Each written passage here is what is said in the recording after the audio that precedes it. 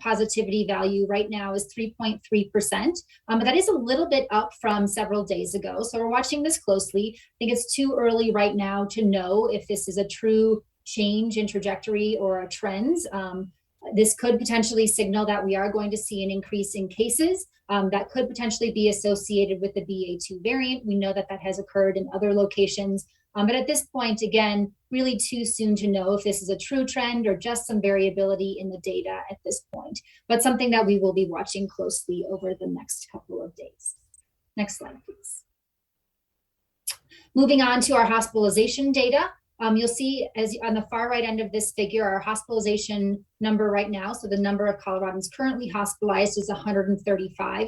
You'll see that that value was from March 22nd. So just a reminder that these are data that are now being updated on a weekly basis, no longer on a daily basis. There are other types of hospitalization data on our website that continue to be updated on a daily basis, but this overall figure has now translated or been moved to a weekly update situation. Next slide, please. Moving on to the Omicron subvariant BA2. So at this point, we are seeing about 21% of the specimens that are being sequenced here in Colorado appear to be this subvariant BA2 that has been increasing over the last several weeks. That is in comparison to about 35% in the US right now. Also, those trends are increasing overall in the US right now. And this data comes to us from CDC's Nowcast tool on their website, the CDC COVID data tracker. And you'll see that this is reported here as an estimated proportion. So this is modeling type data, what CDC estimates is circulating in the state right now. Based on some of our Colorado data here, we are detecting BA2 right now in about half of our wastewater utilities across the state. So what we know about BA2 so far is that it does appear to be associated with a surge in cases that have been occurring in Europe, several European countries, and now is causing really more than 50% of cases in some of those European countries. There's also some locations on the East Coast in the US where it is causing more than 50% of cases. It does appear to be more transmissible than the original Omicron lineage, and that appears to be associated with potentially this increase in cases or new surges that have been seen in some European countries. Does not appear to be any more severe than the original Omicron lineage, and does not appear to cause increased immune system evasion from prior infection or vaccination. Next slide, please. And with that, I'll turn it over to Dr. Tawansi. Thank you, Dr. Herlihy. So as Dr. Herlihy was indicating, we are still seeing some level of COVID in our communities, and we'd like to remind everyone right now that we do have plenty of testing that continues to be available across the entire state. You can see on this map here that the testing distribution covers most of the state, and that the yellow markers are where you can access our PCR testing with about 2-day turnaround time, and the blue markers show where you can pick up rapid tests, which are great to have on hand.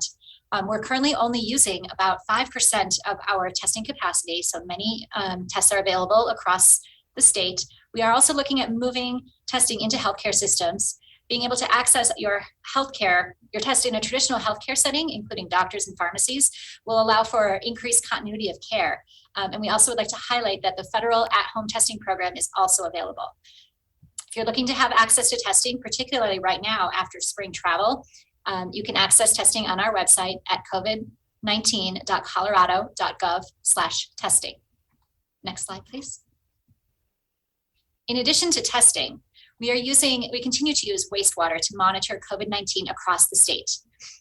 Wastewater provides an excellent way to look at the community level of COVID around the state and allows looking at test results without having to have people access healthcare testing. We currently have 47 utilities participating in our testing. You can monitor the wastewater results on our website at the covid19.colorado.gov site under COVID-19 monitoring in wastewater. And now I'd like to turn it over to Heather Roth. Thank you. So on the vaccine front, we continue to get doses into arms across the state. A couple of successes that we like to celebrate today. One, we finally surpassed the 2 million mark for people who have actually been boosted across Colorado. And secondly, we're finally under 1 million people who remain unvaccinated. So people are continuing to go out, both for their primary series doses and their booster doses. But of note, we have about 30% of our eligible population who have completed their primary series and not yet been boosted. So just a reminder, booster doses are available at more than 1,900 provider locations across the state and are very helpful in preventing hospitalization and death. A lot of movement kind of at the federal level in terms of what we're calling fourth doses or maybe second boosters. Both Moderna and Pfizer have submitted documentation to the FDA to authorize a fourth dose for different age groups. So Pfizer is trying to get authorization for adults 65 and older, and Moderna is seeking authorization for adults 18 and older. Of note, FDA and CDC are expected to authorize this second booster dose as soon as tomorrow, probably for adults 50 and older. We do anticipate this being kind of an optional recommendation, not a full official recommendation. So anticipate people kind of having conversations with their healthcare providers and making a decision to get that second booster dose based on their current risk factors, any comorbidities, and their age. Next slide. So at the same time that we're kind of looking forward to and planning for second booster doses, we're also continuing to plan and anticipate COVID-19 vaccines for younger children, so children younger than age 5. Pfizer and Moderna are both expected to submit data to the FDA soon. Soon is qualified as probably in April for COVID vaccines. So Pfizer would be for children 6 months through 4 years of age, and Moderna would be for children 6 months through 5 years of age. And then a final note here is that FDA has set a meeting of their advisory committee on April 6th, really as an open session to talk about considerations for future recommended doses, as well as the process for selecting strains for new COVID-19 vaccines. CDC will be at that meeting, as will the National Institutes of Health, and really kind of having an open discussion around what the future for vaccine development and rollout looks like. And I think that's it on the vaccine front.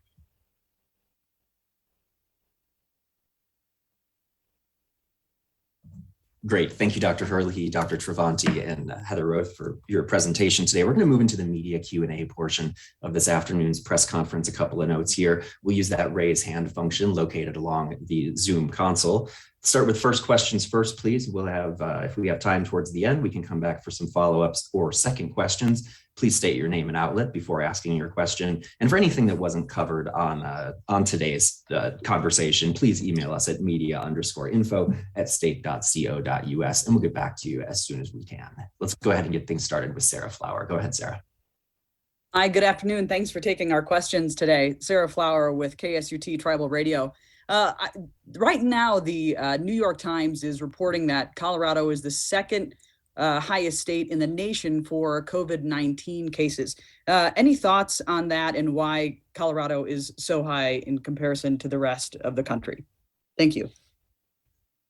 Yeah, this is Rachel. I can take that question. So we are working closely with CDC to address some issues with data that is shown on the CDC website right now. So the way that Colorado data is being displayed on the CDC website is unfortunately including backfill cases. When CDC puts state level data on their website, they pull that data off of state websites, but unfortunately the way that they do that includes backfilled cases and suggests they are current cases. And so there's some challenges right now with how Colorado data is being shown as we continue to work through a backlog of cases from the Omicron surge. So unfortunately, the data that's on CDC's website, which then I think goes on to be the source of information for some media sites, is not completely accurate right now. Again, we're working closely with CDC to correct that data. We're sending them files to get that data updated to accurate numbers. So my recommendation would be to look at our state website as really the most accurate picture of COVID-19 in Colorado. All right, let's go to Meg Wingert. Go ahead, Meg.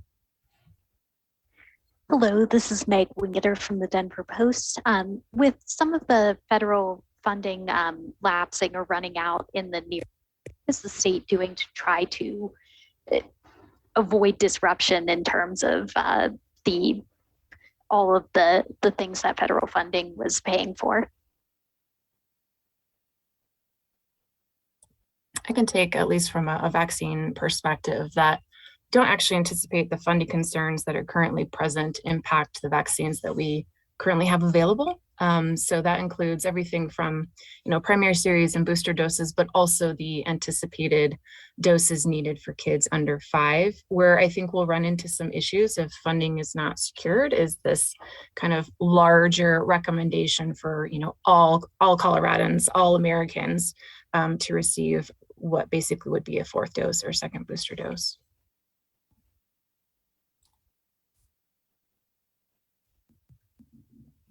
All right, let's go to John Daly. Go ahead, John. Hi, thanks for taking our questions. John Daly, CPR News. I'm just wondering, with the rise in positivity, any other metrics that you'll be looking at closely or that have shown any signs of a spike besides that at this point? Any other signs of a potential another wave coming? Sure, that's a great question. So in addition to percent positivity data, we will be looking closely at our case data and then of course our hospitalization data. At this point, I think the case numbers are quite low, and it can be challenging to interpret case numbers when the numbers are so low, because those day-to-day changes with small numbers can represent a fair bit of variability in the data. So there can be some volatility from day-to-day data changes when the numbers are so low. They're a little less stable. So I think what we would want to see in the data to clearly understand what Colorado's trends are in cases would be multiple days of a changing trend, whether that's a continued declining trend, which is of course what we'd all like to see, a plateau, or potentially an increasing trend. So what I'm going to be looking for over the next couple of days is I will be closely watching that percent positivity value to see if that continues to go up. And then if we start to see any changes in cases, an increase in cases, that could potentially be associated with another wave of illness. At this point, we're also, of course, looking to the East Coast, where we know there is more BA.2 circulating than there is here in Colorado, and of course, European countries that have much more BA.2 circulating than we have here, to really try and understand what these trends might mean for us. All right, let's go to Kathy Walker.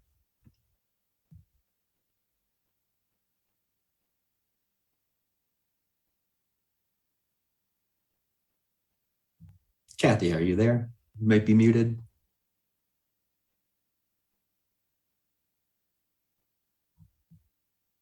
All right, if you'd like to raise your hand again, Kathy, we can come back to you. Let's go ahead to Meg Wingerter here for a follow-up. Hello again. I wanted to ask about, with BA2 starting to rise, you said about 20% caused by that. Is the state making any changes in terms of how you are distributing the monoclonals or recommending that they be used? Because I believe they recently said one of the remaining ones was not doing so well against BA2. Thank you. Thanks. So there is some limited data to suggest that one of the monoclonal antibody therapies that's in use right now, monoclonal antibody therapy known as sotrovimab, potentially has some decreased effectiveness against the BA.2 subvariant. And so there are certain locations in the US, I mentioned the East Coast, where there is a higher proportion of BA.2, where the federal government has recommended that other treatments be used in preference over sotrovimab. At this point, the proportions of BA.2 continue to be lower here in Colorado, but we'll certainly be looking to the federal government for guidance on whether or not we need to change recommendations for treatment here. All right, let's go back to Kathy Walker. Go ahead, Kathy. Thank you. Sorry about that. Heather, first off, proper way to say your last name. I've heard it pronounced different ways today. Yeah, thank you. It's Roth with a long O.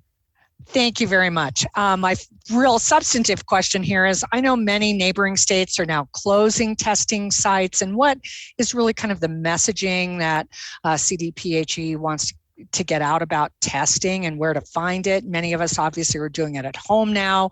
Should we be reporting those at-home tests to the state? Just what's the overall message about testing?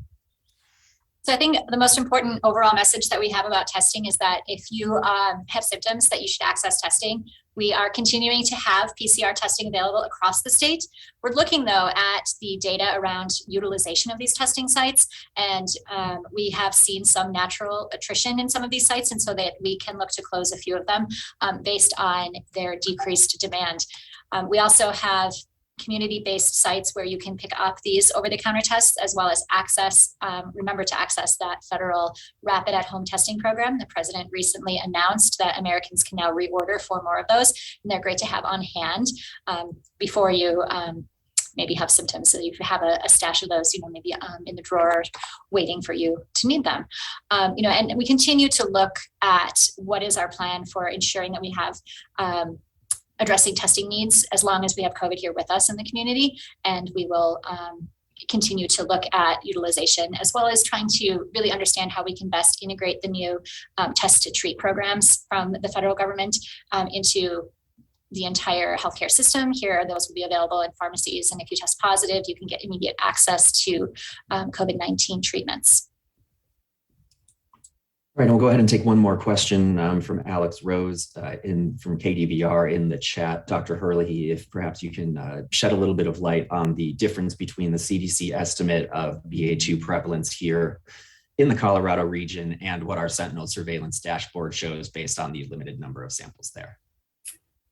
Yes, so the numbers that I mentioned during the media avail today are numbers that come from CDC's Nowcast website. It's on their CDC COVID data tracker site. And those are really model data or estimates of the proportion of variants that are circulating. And they're really meant to represent what is circulating currently, most recently, before those data are currently available. And what is available on our website for variant proportions is a sample of specimens from across the state. It's meant to be a representative sample from various regions across the state. One of the things that you probably saw on our update last week is that variant proportion for BA.2 went down to 0. That's probably just a sample size issue. The total number of samples that were represented in that most recent bar on that data was just 50. Again, and so that's really part of the reason why we look at multiple sources of information. We look at that CDC modeling data plus our own dashboard to really try and understand what level of different variants or subvariants are circulating at any given time. We expect that as we see additional numbers of specimens sequenced last week and we update our dashboard this week, that data will probably see an increased proportion of BA.2. All right, thank you everyone for joining, and thank you to our presenters this afternoon. If you have any questions that you think of later or that we weren't able to get to today, please email us at media_info@state.co.us. Thanks again for joining us, and have a great rest of your afternoon.